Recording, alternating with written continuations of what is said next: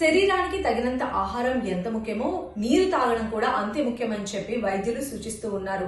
నీటిని కనుక ఎక్కువగా తీసుకోకపోయినట్లయితే మనం డీహైడ్రేషన్ కి గురయ్యే అవకాశం కనిపిస్తుంది. అదేవిధంగా బాడీలో కూడా చాలా రకాలైనటువంటి చేంజెస్ ఉంటాయి. ముఖ్యంగా స్కిన్ కి సంబంధించి అయితే ముడతలు పడిపోయేటువంటి అవకాశం ఎక్కువగా ఉంటుంది. అదేవిధంగా మానసికంగా చూసినట్లయితే ఒక రకమైనటువంటి నిస్సత్తువ, ఒక రకమైన చికాకు ఇలాంటివన్నీ కూడా మోహరించే అవకాశం ఉంటుంది. ముఖ్యంగా అధిక రక్తపోటు లేదా డయాబెటిస్ కలిగినటువంటి వాళ్ళు వాటర్ కనుక సరిగ్గా తీసుకోకపోయినట్లయితే బ్రెయిన్ లో స్ట్రోక్ కానీ లేదా హార్ట్ స్ట్రోక్ కానీ వస్తుంది. ఎందుకంటే బ్లడ్ ని థిక్ గా చేసేస్తుంది అనమాట వాటర్ తాగకపోవడం వల్ల. అది వాటర్ కనుక మనం తీసుకున్నట్లయితే బ్లడ్ ఫ్లో కూడా చాలా ఫ్రీగా ఉంటుంది. అయితే వాటర్ చప్పగా ఉంటుంది, టేస్ట్ లేకుండా ఉంటుంది కాబట్టి వాటర్ తీసుకోవడానికి పెద్దగా ఇష్టపడరు.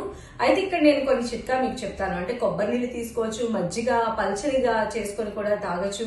అదేవిధంగా కొంచెం వాటర్ లో కనుక మింట్ కానీ లెమన్ కానీ యాడ్ చేసినట్లయితే మనం వాటర్ ని తీసుకుంటూ ఉంటే మన బాడీకి కావాల్సినటువంటి సప్లిమెంట్స్ అన్ని కూడా యథావిధిగా అందుతాయి.